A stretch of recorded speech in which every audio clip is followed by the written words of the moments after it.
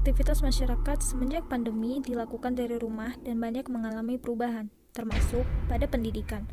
Bagaimana personal development kelompok 2 selama pandemi?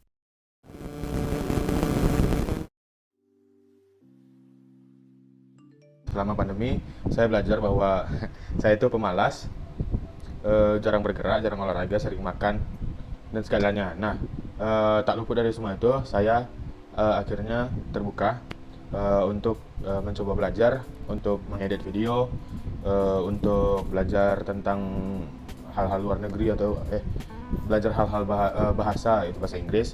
Mungkin saya akan mungkin mendalami bahasa Inggris. Saya bisa lebih mengatur waktu dan saya juga banyak berkumpul dengan keluarga serta dengan baik rumah saya juga mencari tambahan ilmu yaitu dari internet. Perubahan itu mengharuskan kita untuk bersiap diri, merespon dengan sikap dan tindakan sekaligus atau belajar hal-hal bagus. Kalau enggak baru gitu. Sedang membagi waktu saya. Memang waktu di rumah sangat panjang, cuman saya lebih harus disiplin dalam mengatur waktu, terutama di waktu kuliah masa pandemi ini. Sebelumnya saya mempelajari dari diri saya, yaitu pandai mengatur waktu dalam membuat tugas dari kuliah dan mana waktu untuk istirahat. Bagaimana saya bisa betah untuk menyelesaikan satu tugas terlebih dahulu? Bagaimana saya dapat berpikir lebih kreatif lagi agar saya dapat betah belajar atau mencari referensi? Bagaimana perubahan-perubahan di bidang teknologi, ekonomi, politik, hingga pendidikan di tengah krisis akibat COVID-19. Perubahan itu mengharuskan kita untuk bersiap diri, merespon dengan sikap dan tindakan, sekaligus selalu belajar hal-hal baru. Saya dulu masih belum pernah kuliah atau belajar, tapi kalau kuliah di dalam semester 1 kemarin itu pernah dalam semester sebelumnya itu mengalami kuliah karena masa pandemi. Nah, cara saya menangani tantangan yang sering saya hadapi yaitu sulit memahami. Dikala tentang pelajaran online ini sulit memahami ataupun sulit untuk mencontohkan karena saya tipikal orang yang diajar harus satu persatu dan diajar secara langsung gitu. Kalau secara online saya tidak begitu pandai.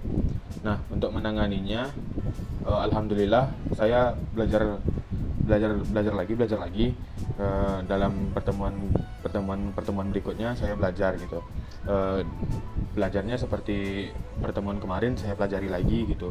Saya dalami lagi. Saya belum pernah belajar dari rumah atau daring seperti ini ya. Jadi tantangan yang sering saya hadapi itu kurangnya pengalaman yang saya dapatkan dari penyampaian dosen tersebut, sehingga hal ini disebabkan oleh jaring yang terkadang hilang timbul gitu kan, suaranya jadi kurang jelas. Hal ini cara saya mengatasinya itu berdiskusi kepada teman. Kuliah atau pembelajaran online semenjak adanya pandemi ini, banyaknya gangguan di rumah. Cara menanganinya yaitu saya pergi ke kamar dan biasanya keluar lah, cari di tempat agar tidak merasa terganggu gitu. Soalnya selama saya sekolah saya belajarnya tetap muka.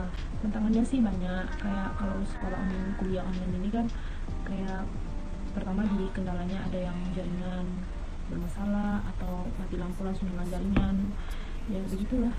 Belajar kuliah dari rumah pernah. Tantangan yang sering saya hadapi, terlalu banyak tugas yang dihadapi setiap pertemuannya. Tetapi saya menangannya dengan cara mengatur waktu sesuai dengan kemampuan saya. Pernah, karena saya kemarin sebelum berkuliah pernah bekerja freelance.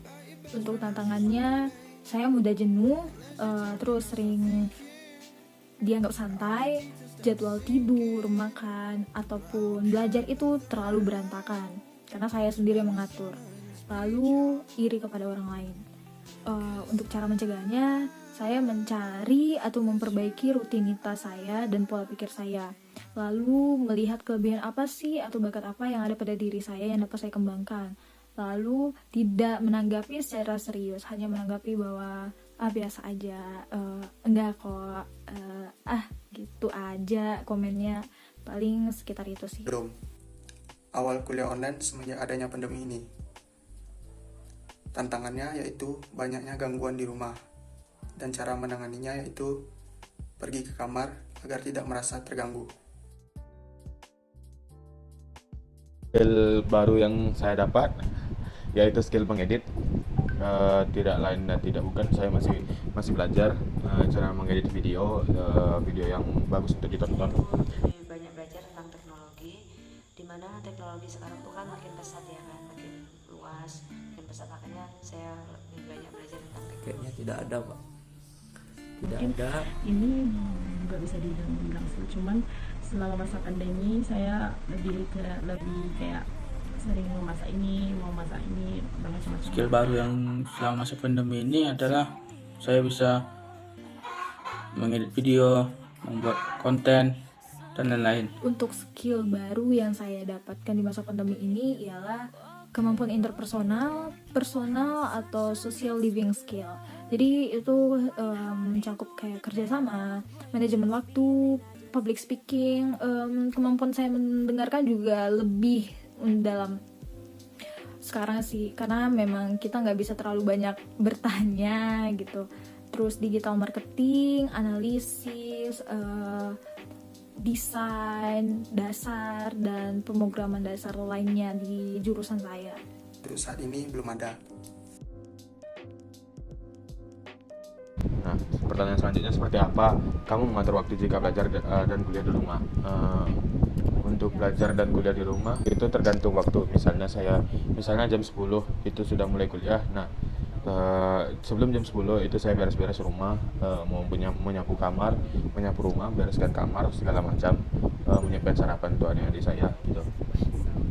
Nah, habis itu lanjut ke pelajaran gitu, lanjut untuk belajar ataupun kuliah dari rumah secara online.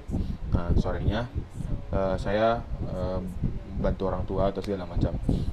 Ya kayak susun rencana gitu dan kegiatan, urutkan prioritas kegiatan, jangan lupakan kebutuhan relaksi juga. Ini adalah salah satu poin yang sama-sama menjadi pembelajaran di semester ini, karena di semester ini saya merasa diri saya agak kurang disiplin terhadap waktu, sering mengulur waktu, apalagi banyak tugas. Mengatur waktu, misalnya kalau belajar saya pagi dari jam 10 sampai jam 1 siang, terus jam 2 siang itu sampai sore itu waktunya istirahat, malam jam 8 tuh saya melakukan belajar sampai jam 10 malam, terus tidur. Cara saya adalah berkoordinasi dengan keluarga untuk pekerjaan rumah, lalu memilih prioritas daripada hiburan terlebih dahulu. Jadi saya akan mengerjakan tugas terlebih dahulu sampai selesai, baru saya akan memilih hiburan tersebut. Mama menyusun rencana dan kegiatan, lalu mengurutkan prioritas kegiatan, dan jangan lupakan kebutuhan relaksasi. Saya berharap kondisi ini sangat pulih, karena saya berharap saya bisa belajar di kampus, karena ilmu-ilmu yang saya dapat mungkin akan bertambah.